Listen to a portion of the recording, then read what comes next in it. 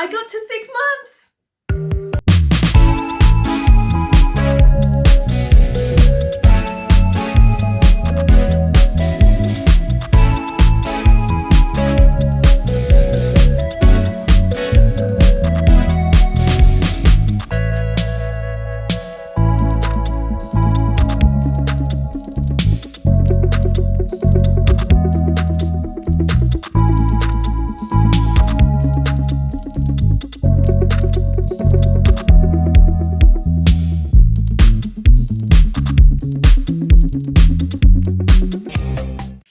And welcome back to my channel.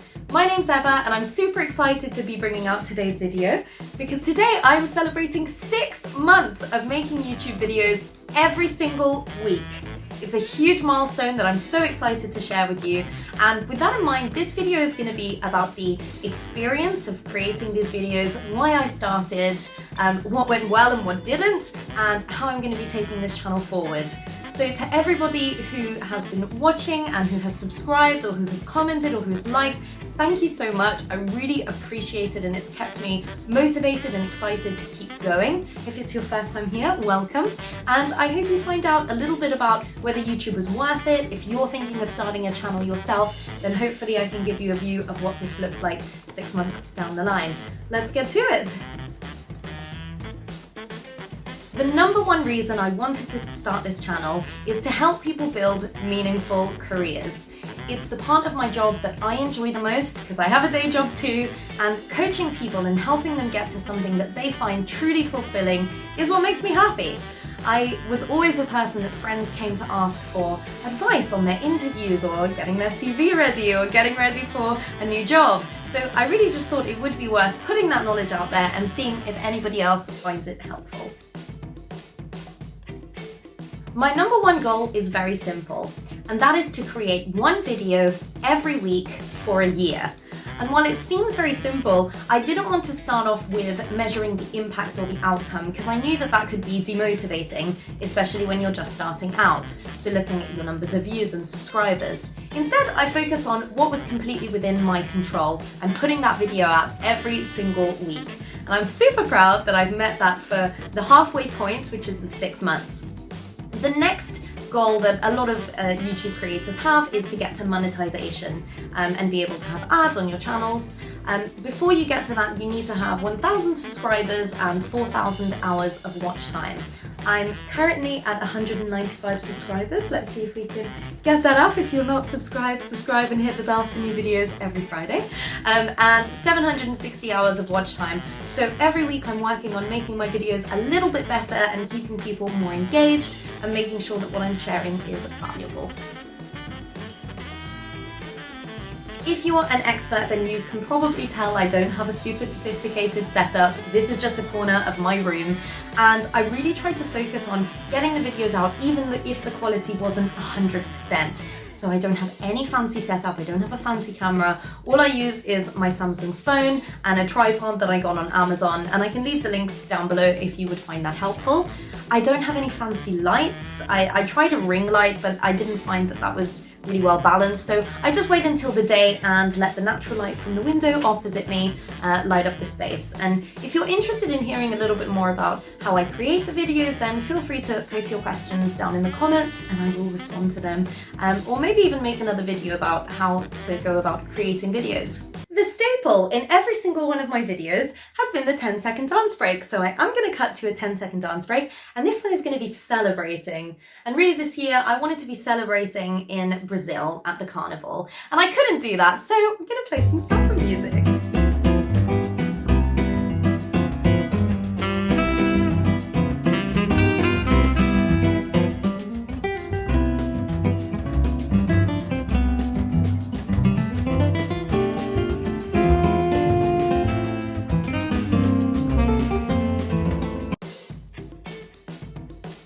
The motivation question of how I keep it going. And I'll be honest, it's been really hard. So I guess what helped me is to set a deadline for myself that was public. So people knew that every Friday a video was going to come out, and I don't think that people cared, but I felt that people cared and I felt that people would know. So I put myself out there and I felt committed to that deadline. I also found it really helpful for this to be the one thing that I didn't back out of. Because I think we should be compassionate towards ourselves and we shouldn't push ourselves so hard about everything all the time. But just like I always show up to work and I always get my work done, it was something that I wanted to show up for myself. So making sure that this was the one thing I couldn't make an excuse just because I was tired or having a bad week. This is the one thing I needed to get done by Friday. And typically I'd record my videos on the Saturday before. And sometimes that didn't happen because life got in the way, but I made sure that by Friday, even if it meant recording something super early on Friday morning before I start work, I make sure that that video got out. The main thing that convinced me that this is a really good idea is just the overwhelming number of messages that I've received, privately or through social media, just to say, I found this bit really helpful and I used it for my interview, or I really found that piece of advice really valuable, and that has made me so happy. So even if one person finds one thing that I say super helpful, I feel that that's made a difference, and that is really personally rewarding for me, which is what keeps me going with all of these videos.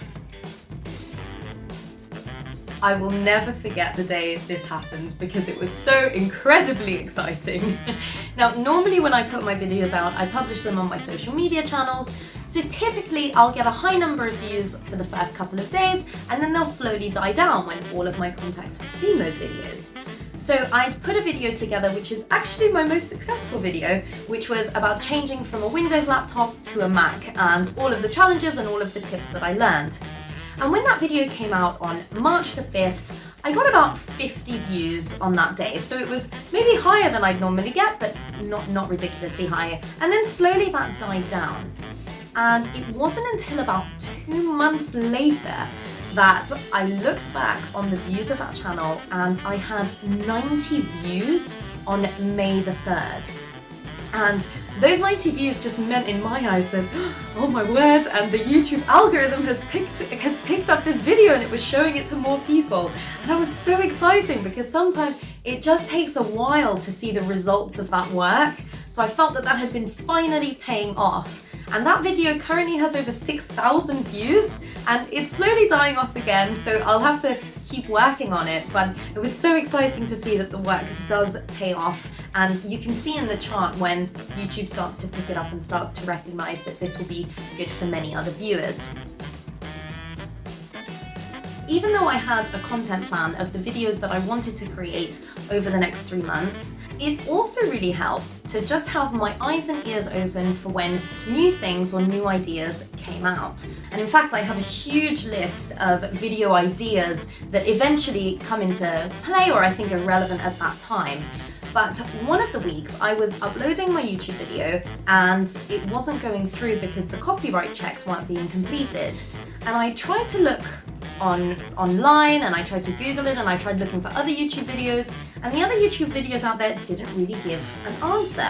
So I thought, okay, there are probably people out there who are having the same issue, which is prime content for a great YouTube video that's going to be searchable. So I literally made a 3-minute video after I figured out what was going on, and that video got 600 views within the first hour. So it was just incredible how many people were being directed because it was the thing that they were searching for on that day at that time, and I had a solution for it. So I guess if you're creating content, I mean, have a content plan by all means, but if something comes up that's really, really relevant, or you recognize that there's something you haven't created and you could create content for, just make sure you're a little bit flexible with that. My top 5 YouTube videos have been in order of views. The first is switching from a Windows to a Mac. The second was about creating YouTube videos and the copyright issue that I just described. The third was about asking for a pay rise, so people want to make more money. That seems to be a big question. The next was top mistakes that you make on your CV, which was actually my first video. And the next is planning your day when you're working from home. So it's given me an idea of the types of things that people are interested in and what's resonating. Of course, there are so many other things that you have to think about, such as the title, the description, and the thumbnail that you're using, which are really important for how the video is going to do. But it's worth just understanding just the general content themes that you might want to focus on.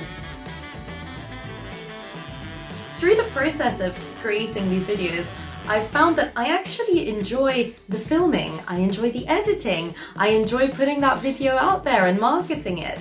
So I found that while career is the big area that I'm focused on, changing from a Windows to a Mac wasn't necessarily a career-related video.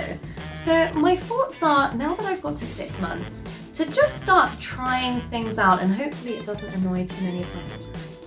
Let me know. But just trying things out and being a little bit more creative with the content that I put out there and seeing how that lands, because at the end of the day, if you're thinking of doing this, it's worth experimenting to see what works well for you and what your audience likes to see as well.